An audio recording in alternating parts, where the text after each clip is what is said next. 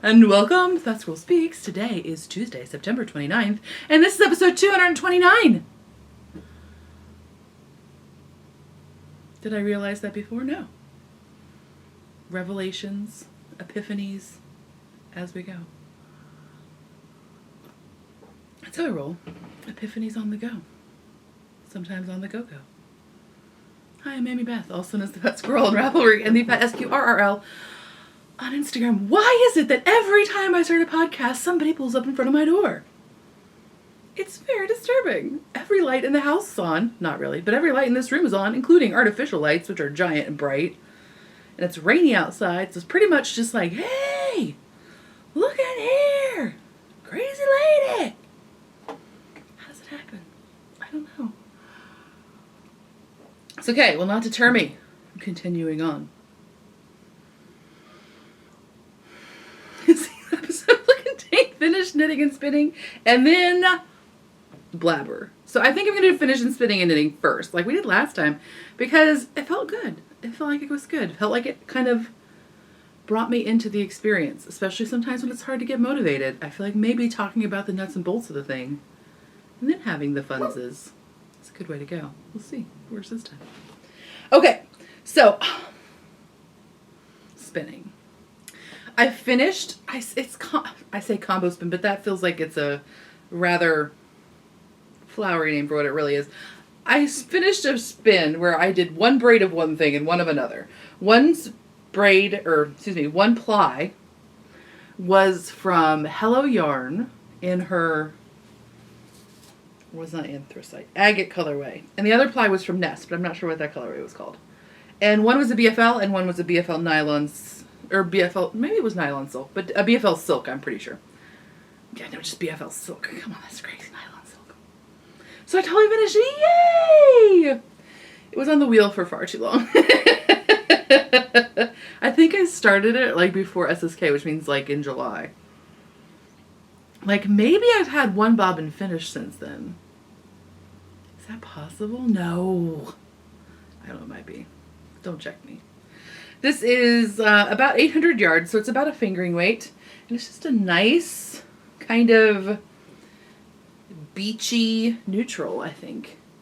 It's got golds, lots of gold, lots of brown, and then some nice kind of watery, skyy blue in there. So yeah, I think it turned out really well.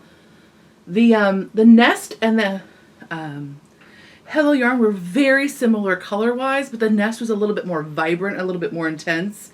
So the Hello Yarn I kept as a full braid as I was spinning it, and then the Nest I did split into eighths, I think, which I don't usually do. But I wanted to dilute that blue because the blue was pretty bright in the braid, and I think it did well. So, mission accomplished. Okay. Oh, I didn't bring that with me. Next thing, I am almost done finishing my fleece that I've processed, which is a CVM fleece. So this is one skein. I couldn't resist. I have plied 3 bobbins of it. Spitting everywhere. And so I couldn't resist. I needed a bobbin to ply onto. So I pulled this one off as a test. And then you know what I did? I'm pretty pleased with it. It's a 3-ply. It's probably a bulky weight, I would guess. Yeah, between like an Aran and a bulky, but probably a bulky. But do you know what I did? One of my bobbins was really short. Like, pretty short. Like, I feel like, meaning I spun it much thicker than the other two. So I thought I would be sneaky and just be like, oh, I'll just spin some more onto that bobbin, and then I'll continue plying, so I don't have to do any, like, because I didn't want to do chain plying because I was afraid it would affect the texture. And obviously, since one ply was apparently thicker than the other two, I didn't want to, I figured the chain ply would be thinner, and anyway, yada, yada, yada. So I thought, I'll just spin some more onto a bobbin and we'll ply that all together. Except I've been spinning on my mini spinner, and I forgot to change the twist orientation. So I spun probably an ounce, maybe not full ounce, but I think an ounce. I probably spun an ounce of hand-processed fiber. Okay, with a drum carder, but whatever. And then realized I had plied it I had spun it in the wrong direction.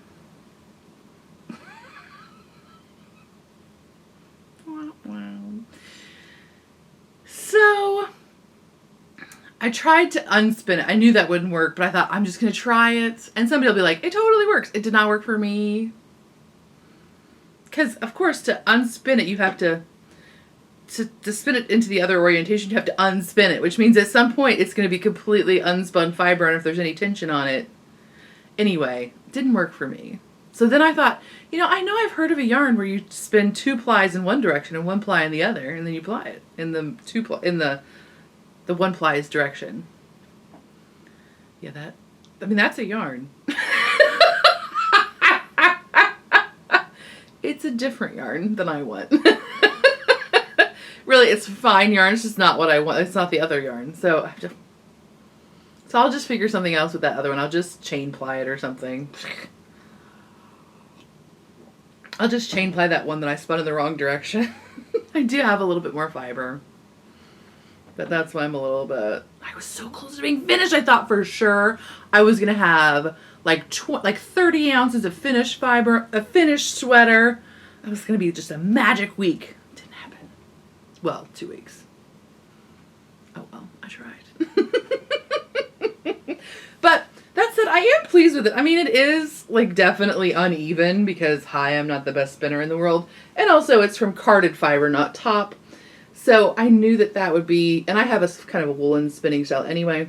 So it's not like, it's a handspun yarn, but that's okay. That's kind of what I am. It's not kind of what I wanted. It's what I wanted. I wanted a handspun yarn. And I think I'm going to be okay with it too. And it's because it is it is just airy and soft, and I'm excited about it. Boink. So there's that. And I'll have about 24-ish ounces of that. So that'll be exciting. Yay! Pumpkin muffin.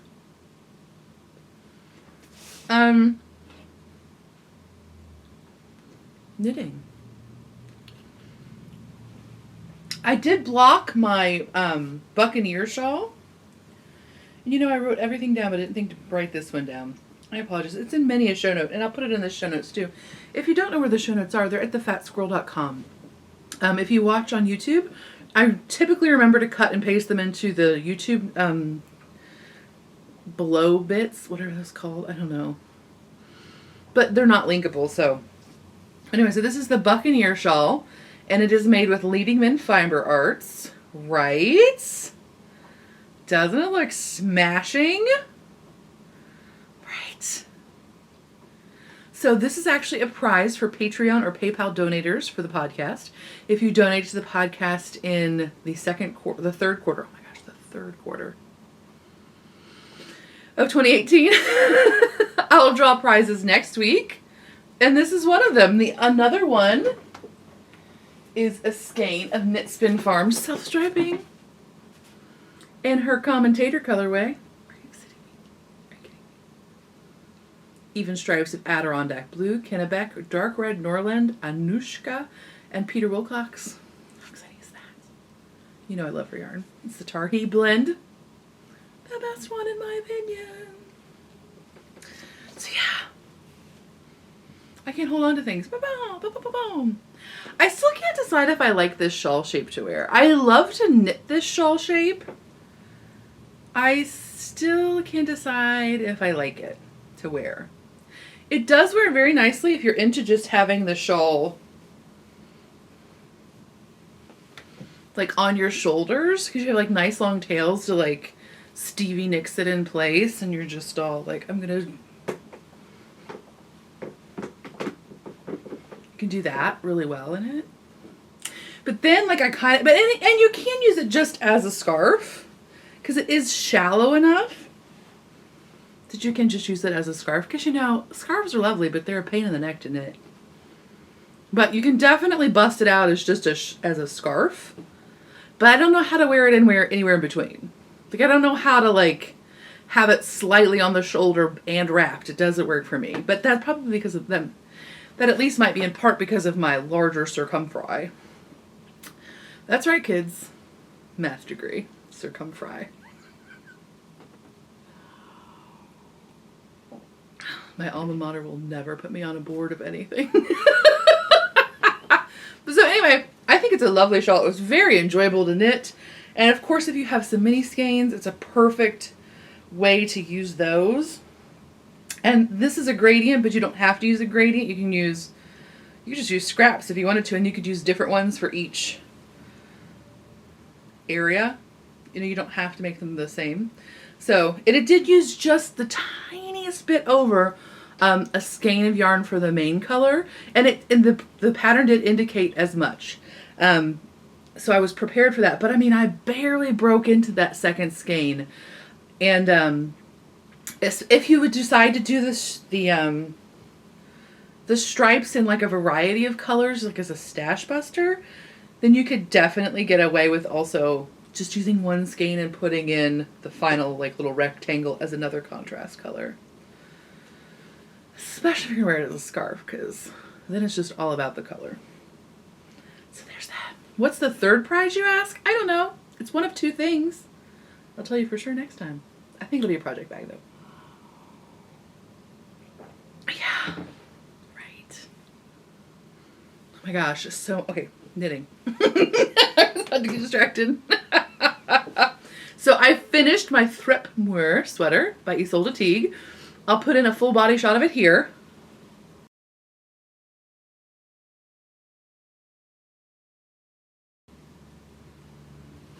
So there it is on the whole body. I'm very pleased with it. I mean, it really photographs well. Let's not deny it. Like, right? That's tight. That looks good. Not me, the sweater, but me too. But doesn't that look really photographs well? But I think it looks that attractive in real life too. I think, yeah. So this is Harrisville Designs. This is their Shetland. They have a Shetland and a Highland. I'm pretty much sure that the Shetland is the fingering weight and the Highland is the worsted weight, but I highly recommend their yarn. It's great for color work. It forgives a multitude of sins because it blooms after you wash it. And just the kind of, I want to say the word hairy, but that's such a negative connotation word. But the texture of it, the rusticity, it's not rustic. But it is rustic compared to 100% superwash merino. So the texture of it combined with the bloom really helps to even out your color work. Not that you can't get lovely color work in a superwash merino yarn, but for me, it's much more challenging to have it look even and to not have my floats show through. I have that problem quite a bit. And it's not like I do floats weirdly. I was in a class with MJ Mucklestone and she said my floats were fine. So stop judging my floats. They've been authorized. They've been authorized. They've been stamped with approval. So back off. My floats with one hand are fine, but my floats with the other hand, like, because I do, when I do stranded knitting, I hold the yarn in both hands. I hold a strand in each hand.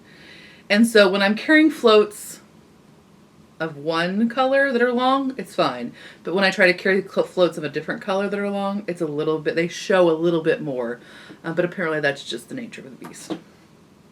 What are we talking about? Why do you listen to me? So the red color is Topaz, the gold color is Mustard, and the blue color is Loden blue. So, highly recommended. Of course, the pattern is not short sleeve. That was a modification that I made. But everything else pretty much is essentially as written. The only difference is, as usual, I make a 46-inch size. I think in this one I might have made a 48 because I was afraid of the yoke. Yokes are a little bit harder to fudge than, I mean, not yokes in general, but colorwork yokes are a little bit harder to fudge than a solid yoke or like a stripey one.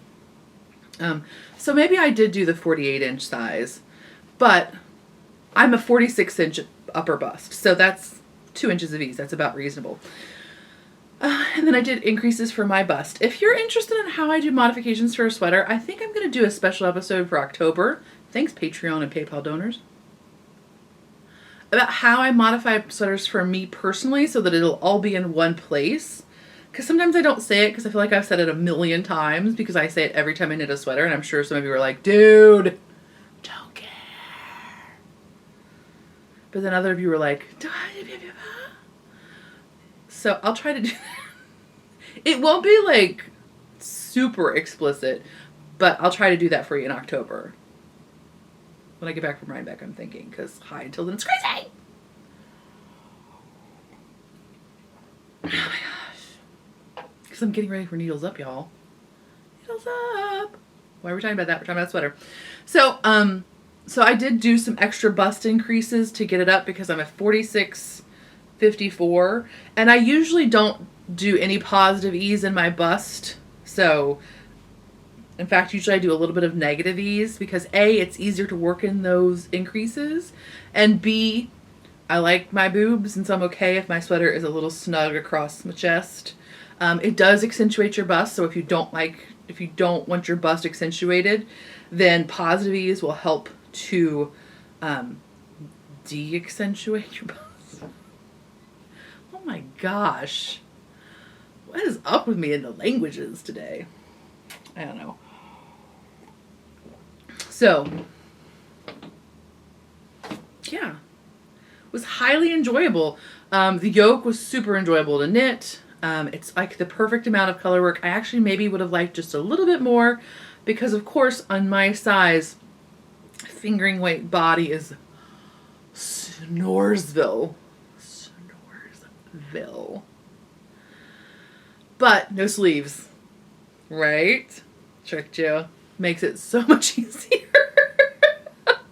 And I've said it before, but I'll say it if you're newer. I knit a lot of my sweaters short sleeve because I go back and forth about this whole flattering thing where I'm like, dude, flattering. But then I'm also like, but this is more flattering. So I guess it's flattering and I like it, that I'm okay with flattering. I don't know where I'm at, people. There's too much information in the world. Who can even process their own opinion anymore? Right? I try. And sometimes I'm like, wait, what? Who told me that? Okay.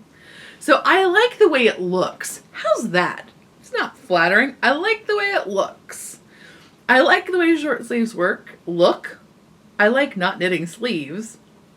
I enjoy that they are more temperature friendly for me because I tend to run a little bit warm, not as much anymore. Often I'm freezing. But especially if I have a worsted weight sweater, then I like a short sleeve because it just helps it's easier to put stuff on. Then you can't take a sleeve off, right? Hello.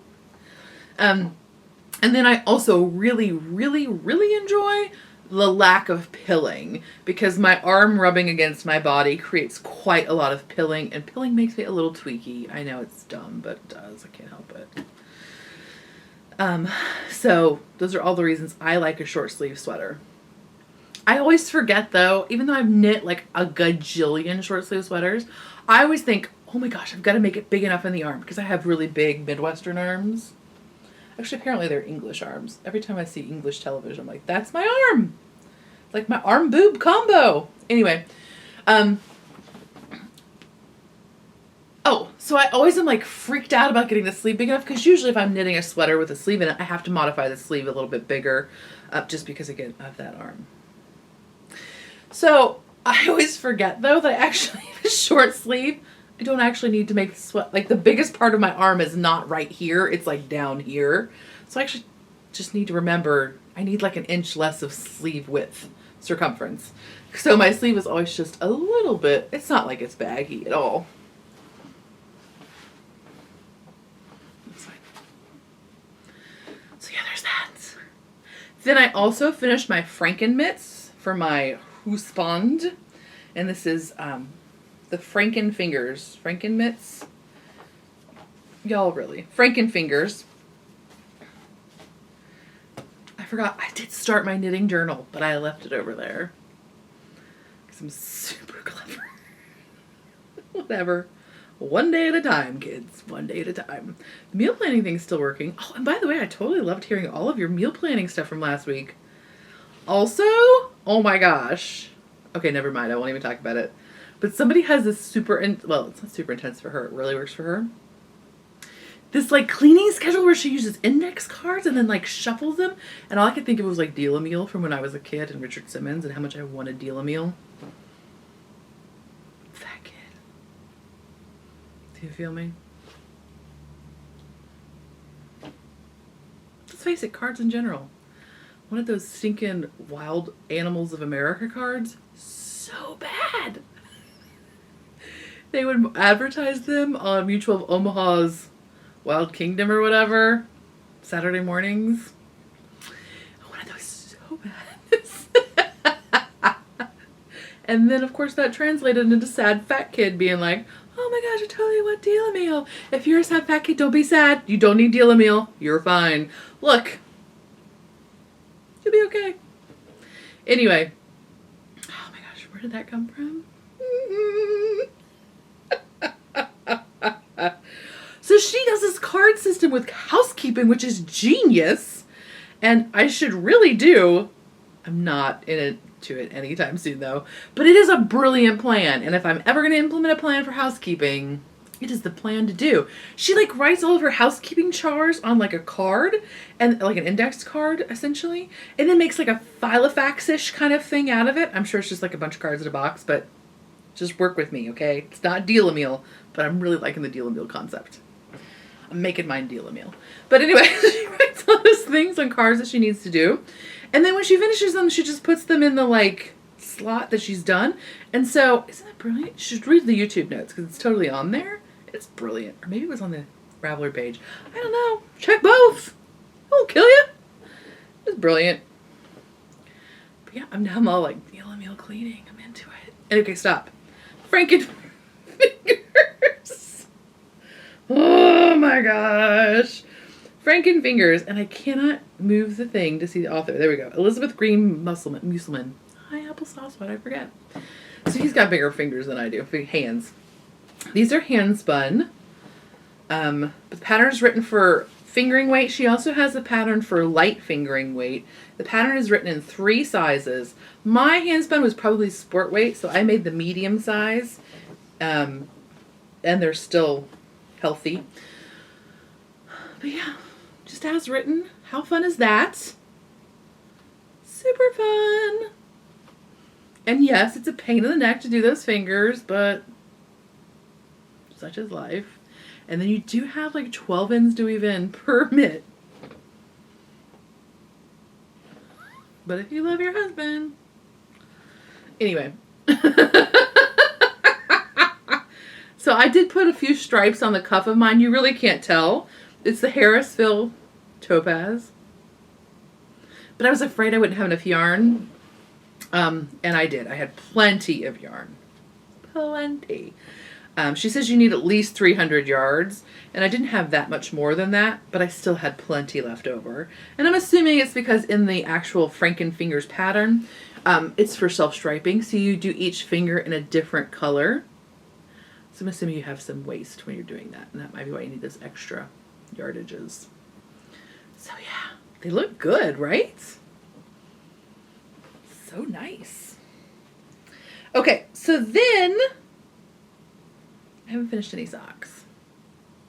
Even though I got them knit into tubes, I'm still not finished with any.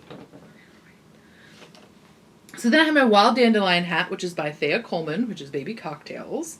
And this is Barrett Wool Company's Wisconsin Woolen in the Hazelnut colorway. I was like, it's a nut, it's a tree. I was right in both counts. And so the pattern is written to do 3.5 repeats. I decided I'm going to do 4, so I'm actually almost done. I only have 1 more cable row before I start the crown decreases. But I felt like I had enough yarn, and I do like a slouchier hat. I'm not going to lie. So, here it is so far. You know, it doesn't look super hot like that. Calm down. If I knew which way you were supposed to swipe to like me, I would say that, but I don't know what it is. But how cute is that? Isn't that great?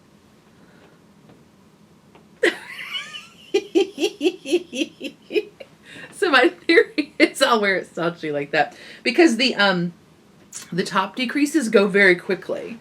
So I want to make sure I had enough body to have a little bit of a fold because I like this little bit of a fold here on my hats.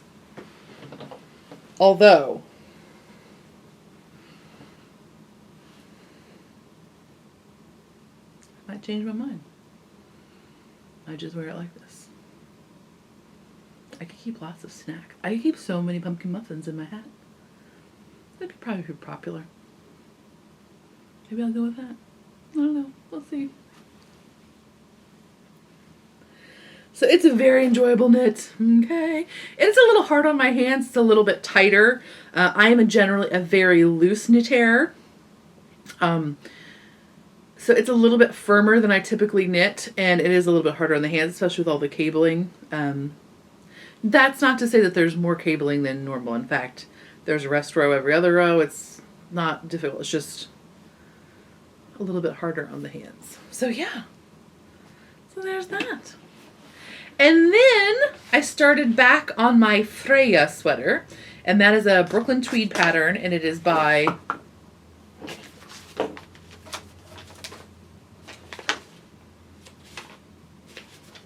why can't I remember his name? Mr. Brooklyn Tweed himself. You know who I'm talking about. It'll be in the show notes. Gosh, why can't I remember? Jared Flood. Is that right? I just don't even know if that's right. Whatever, I'm going with it. So I had the back completed. And this is knit in Quarry, which is their, wait for it, single ply bulky. What? This is the La Joulette colorway. And it's, I mean, Lopi is single ply, but it's not as long of a staple as Lopi. Like the fibers staple is not as long. It is almost like 3 plies, very loosely twisted, because you can separate each strand into 3 plies.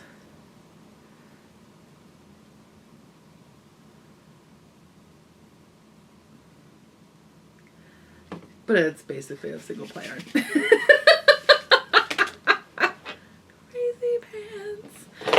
Do I have a good picture? I don't think I have a good picture of this pattern. It's all, the pattern is very dark. Like the photography is very dark, so I do not think it'll show up well.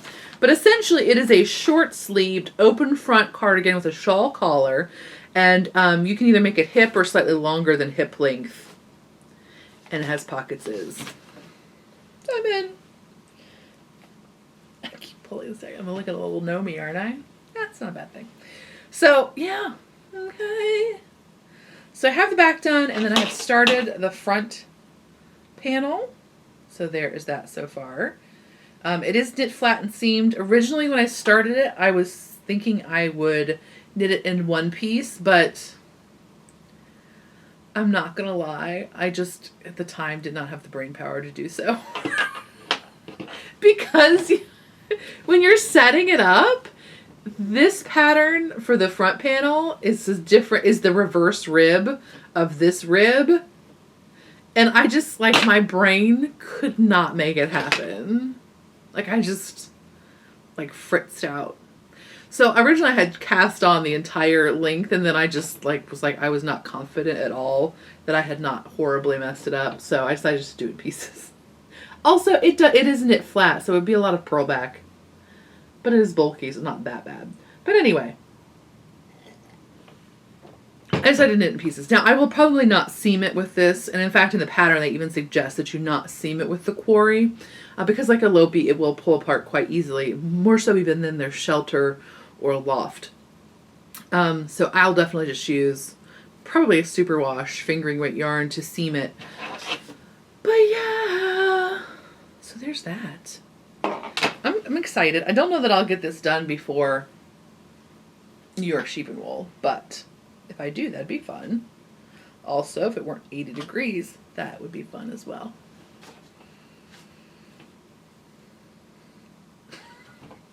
Also, I don't know why I feel like I need to say this, but I'm just going to say it and I'll sound like a dummy. That's okay. I can be vulnerable. If you're getting sad that you're not going to New York Sheep and Wool, don't be sad. I mean, be sad. That's fine. You can be sad. But, like, it's just not for everybody also. Like, there's also, I feel like there's this cult of, like, this is the thing you do if you're a knitter. But it's a lot of people. And if people freak you out, you might not enjoy it. That's probably a dumb thing to say. But I just feel like sometimes there's this, like, with board gaming and everything, there's, like, this cult of, like, you have to go do these certain things to, you know, to be like in the know or in this like blah blah, whatever that is. And like, don't feel like that's what it is. Like if you want to go, that's awesome. But like if you're just like I don't think I would ever go if I didn't have the podcast. Now that's a double-edged sword, right? Like on one side, sword is the wrong word. It's a double-edged sheep. It's not a bad way either way. On one hand, because of the podcast, I can go and I enjoy myself because I do feel connection with certain people. And I get to visit and say hello, and that's really enjoyable.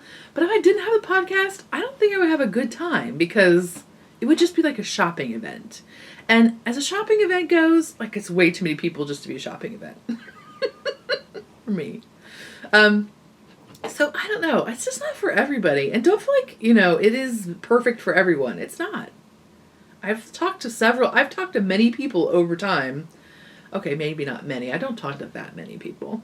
I've talked to several people over time who have gone and not enjoyed it. So, it's not for everybody, and that's cool. There's probably a smaller festival near you, and you should go to that. If you can. If you want to. Don't feel like you have to. Why I said you should. Just do your thing. I'm sorry. That was a lot of dumb things to say. I don't know. Sometimes I feel like I just have to talk to fill the void. So there's that. But if you are going, please say hi. I'll be at the Needles Up, right? Which is the Friday before in Kingston. You can find information if you just Google Needles Up Rhinebeck. You can find information about it. It's gonna be fun. So that's all the knitting and spinning. So if you're not interested in all the other stuff, okay, whatever. If you're curious about shop updates, there will be a shop update the last Friday of October. I think. Now that I say that, I'll have to just double check real quick. The last Friday of October, I'm pretty sure, will be, yes, because it's the 26th. Okay. So Friday, October 26th, I will have a large fall and general update. It will not just be fall. And then probably right around that time, maybe a little bit before, I'll tell you more next time, I might have a special collaboration with Gail's Art. You're like, oh, yarn in a bag. That's nice. No. Gail's totally dyeing fabric. And then I'm going to make project bags out of it. Do you know how fancy that is? Super fancy. Right. Gail's totally dyeing fabric and we're collaborating. We're doing a project bag. We'll have samples at Needles Up and then at Gail's booth at New York Sheep and Wool. There will be more deets coming. But yeah, how fancy is that? It'll be a pre-order because as you can imagine, Gail has to make fabric because she's so fancy and then I have to sew it. So it'll be a pre-order, but you will have like a one-of-a-kind bag. You might have cousins. Your bag will have cousins, but it's not going to have a twin. I'm pretty excited about it. I don't know if you can tell. So yeah, that's totally happening. And then it'll be time for holiday bags, like November-ish. Mid-November-ish will be holiday bag time. And then I'll pass out in a pile of sewn up goo.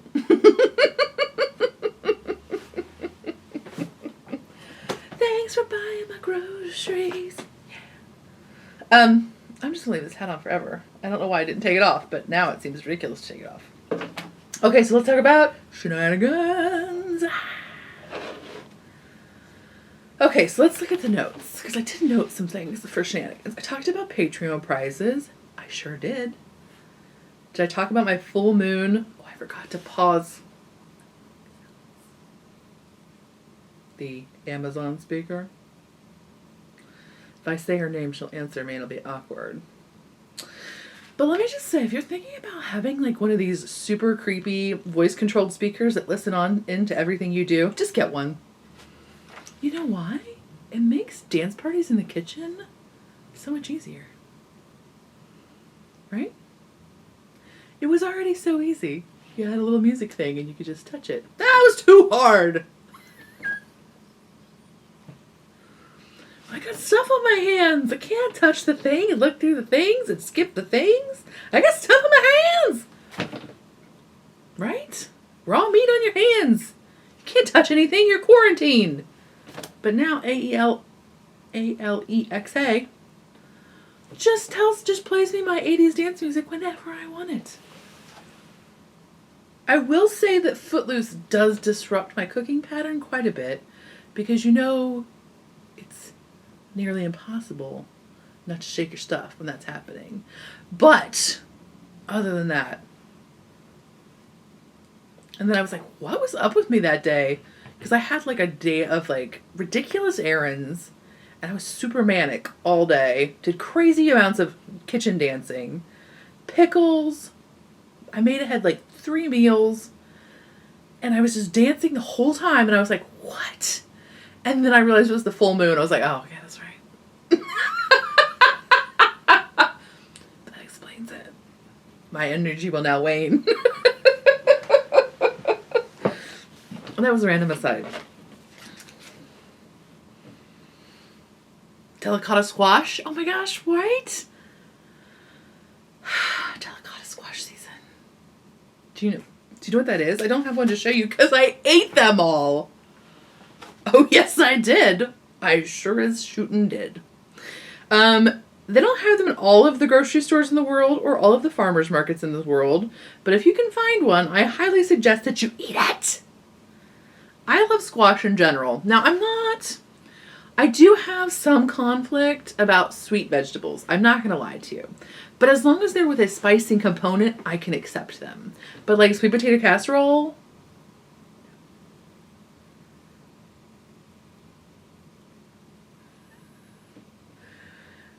but delicata squash with spicy spaghetti sauce on it? Yes, please. So delicious. And the great thing about the delicata squash is you don't have to take the rind off. No, you don't. You literally can just... Okay, so what I do is I cut the butt and the top end off. Then I cut it in half long ways. And then use a spoon to scoop it out. And I will say the seeds are easier to scoop out than a lot of seeds are. The seeds and stringy stuff. I don't know why, but to me they are. Maybe it's just because I know I'm going to eat the squash and it's delicious. But, so I do that. And then I just slice it. Sometimes I slice it again so it's in quarters and then slice it. And then you just roast it however you want. Put some olive oil on there, 425, 25 minutes at least, depending on how crispy, smushy, firm you want it. It's your call. It's your call. It's delicious. And it's so good with a spicy sauce of some sort. I'm just thinking about it right now, like... Of course, my family is not eating it, but it's one of those perfect things that you can roast a bunch of it ahead of time. Or not, just roast one and then maybe eat almost all of it. They're small. Okay, I did not eat all of it, but I ate half of it, like willingly. But it's a good one that you can roast, and then if like your people are like, ah, it's an easy one to make them pasta, and then you get to eat the yummy squash. And some noodles, do whatever, I don't care. Do your thing. But I'm telling you, that squash with spicy spaghetti sauce on it is amazing. Let's have apples.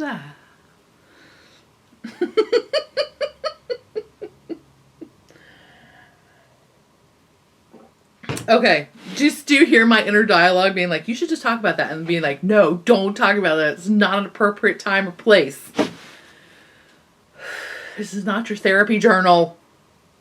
It kind of is, but it shouldn't be about this, baby. Okay, this podcast requires a trigger warning. Like every Dean Koontz book ever. Okay, stop. Rein yourself in. Okay. Let's talk about apples. So earlier last week, I met my mom and her husband in Batesville. That's kind of like our in-between place between Cincinnati and Indianapolis that we meet sometimes, and we were exchanging bags. Like, I had put the zippers in, and I had given them to her, so she's going to finish them. Thanks, Mom. And Mr. Henry. Thank you. So we were doing the transition. And by the way, if you're ever curious, I do sew almost all of the bags that I sell, but every once in a while, and during the year, my mom helps me. And so this year, I saved up all of my help points for Needles Up. So she's doing those for me. Thanks, Mom. But so there is a little orchard that is in Oldenburg, which is just like 5 minutes up the road. And before I had wanted to go there, but just like never worked out. And they don't have U-Pick. It is just like a apple house that you go and pick up apples from. And so that usually doesn't appeal to me as much, but it was like 95 degrees. So that did sound good. I did not want to pick apples. So I drove up the road to the Villa Orchard, and there's actually 2 orchards in Oldenburg, Indiana. Oldenburg, Indiana is super tiny and super cute, by the way. But it has 2 orchards in it. But so I went to the second one because they had some varieties I had never tasted before. And let me just discuss. I'm moving there tomorrow. But it's gorgeous. And it was like this old Italianate farmhouse. It was brick and beautiful and just like a big on the side of a hill.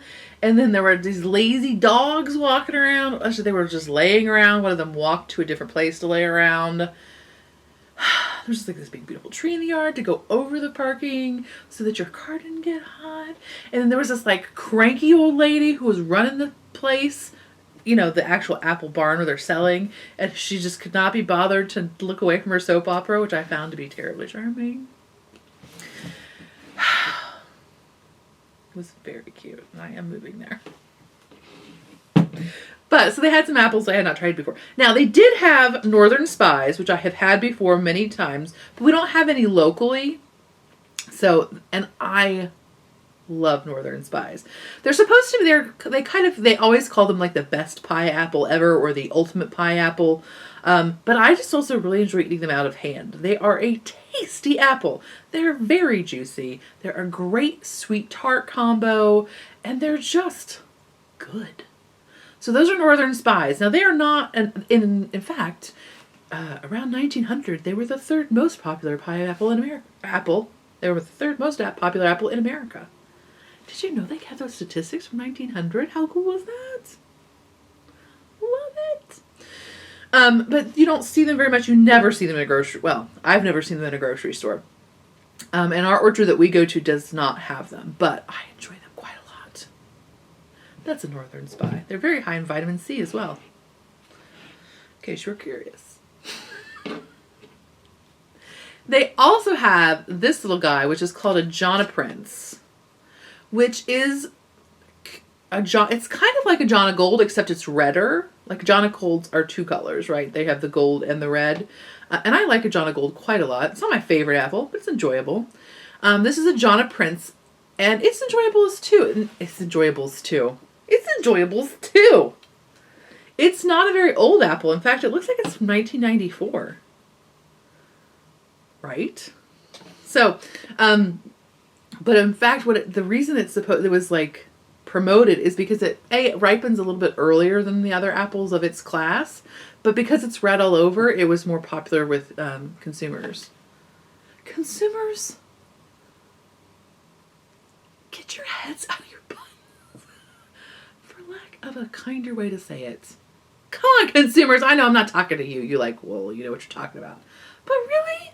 Oh, my apple can be 2 colors. Oh.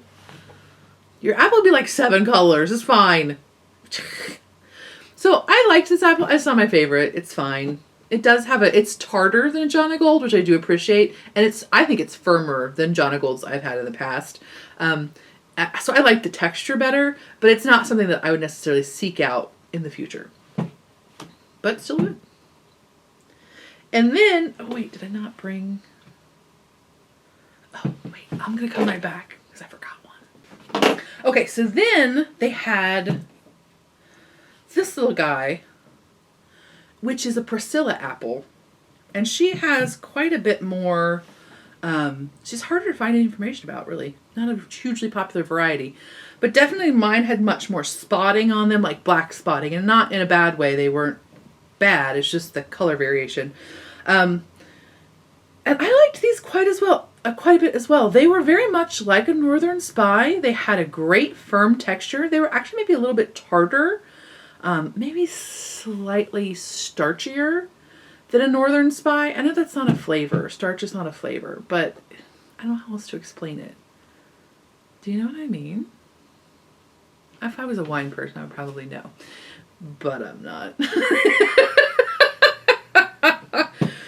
And it's a nice apple, the Priscilla apple. It's a little bit smaller than a Northern Spy, but a fairly good size eating apple. And I highly recommended it if you find it.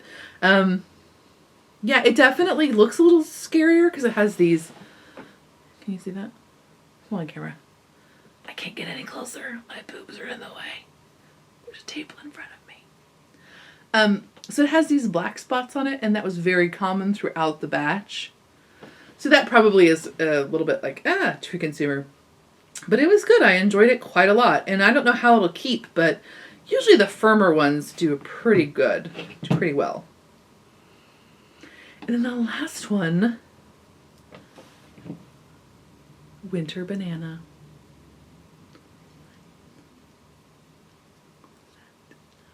Winter Banana. Apparently this is an Indiana variety, and I'm going to tell you about it because I was very excited. Right. Winter Banana. And so there's like kind of debate about whether the banana refers to the color, or some people say that these have been in the refrigerator, so I can't smell them. Some people say that there's a slight banana-esque smell. But other people just think it's the color. So mine are not quite as gold as the ones that are pictured in my book. Isn't that a pretty little apple? And so this is Apples by Roger Yepsen. But it's an Indiana apple, which is very exciting. And I can't, all my other books said the date. But it was like 18-something, late 1800s. Very much in keeping with the Italianate farmhouse. I'm just saying. I'm pretending they're from the same time. So anyway, they were developed, the first found growing on a farm in Cass County, Indiana. How fun is that? And it says because of its good looks, it's often included in fruit baskets. Do you remember when fruit baskets were like a really big thing? We need to bring that back. Right? My grandfather would get us a fruit basket every year. And it had apples, and it did have oranges, and it had pears, and then it had these like these candies that were like I don't know, they were like a cream in a drop form with like chocolate on it. They were so good. This was a time before candy was everywhere. I'm so old. I'm not really at all, but it seems like a different world, right? Anyway, those stupid things were so good. And then there were grapes that totally smelled like musk. Like they were just such a different winter grape. They were just so delicious. Actually, they weren't delicious. I didn't like them as much as other grapes because they were muskier. But now I think I would like them more. Back when I was a dumb kid, I was just like, oh, why isn't this super sweet like the grapes I like? Oh. Now I'd be like, oh my gosh, this is a local grape. How exciting. I'm such a nerd. Anyway. So yeah, Cass County is not very much farther north than us. I'm liking it. I'm liking that the winter banana was developed, and then these people in this Italianate farmhouse were like, yes, we want the newest and freshest apple varieties. Give it to us. And so they got the winter banana trees. I don't know, I'm thinking about it. I just like it. So anyway, it definitely is a very mild flavor, and I would definitely say it has a starchy quality to it. And that's, in fact, before I read about it, when I was like, maybe it's banana, because you know how when bananas aren't quite to their fullest ripeness, they have that starchy quality, like that kind of like plantainy like quality. So I thought maybe it's that. Like it has that kind of similar. And then I was like, why would anybody in the late 1800s, for one thing, why would anybody in the late 1800s in Indiana know what a banana tasted like? Do I not understand bananas? Like, really? Did they get bananas? That seems ludicrous. If oranges were like gold, bananas are ridiculously faster ripening than oranges. I guess I don't know things. So it's not like you can pickle a banana.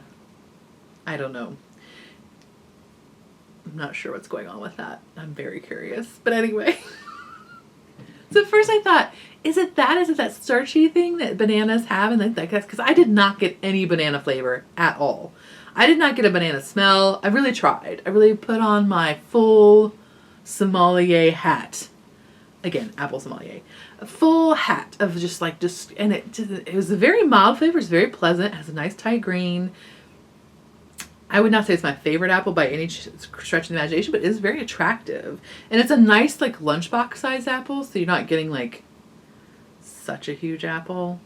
Right? Am I right?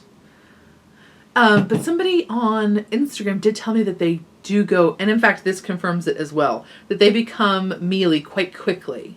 So, it is best to refrigerate them. Winter banana becomes rather unexciting when cooked, but it makes a good cider apple.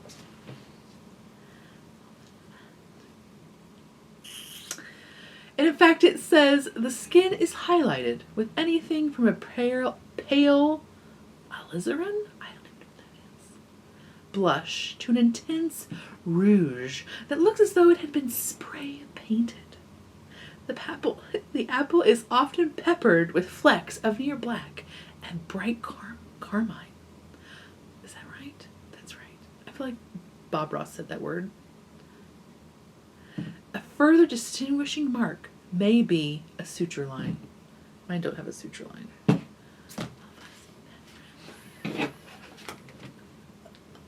Don't you look like you watched a Bob Ross show? What is that color? Alizarin? Let's see. I know you're like, dude, what the heck? I'm sorry, you're in this with me. Come on.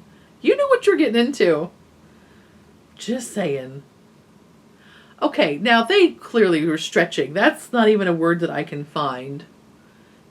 On the L, I spelled it wrong. That might be why.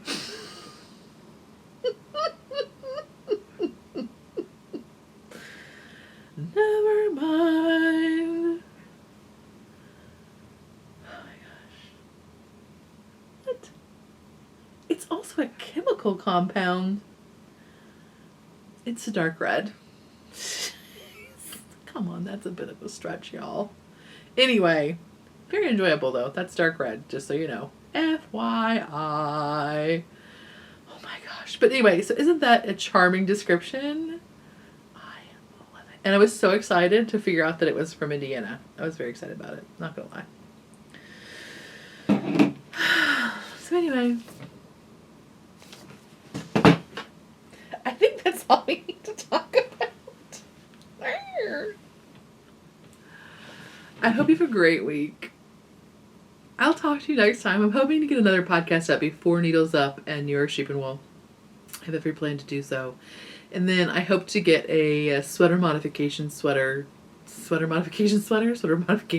up by the end of October, but I might be pushing it. I'll talk to you next time. Bye.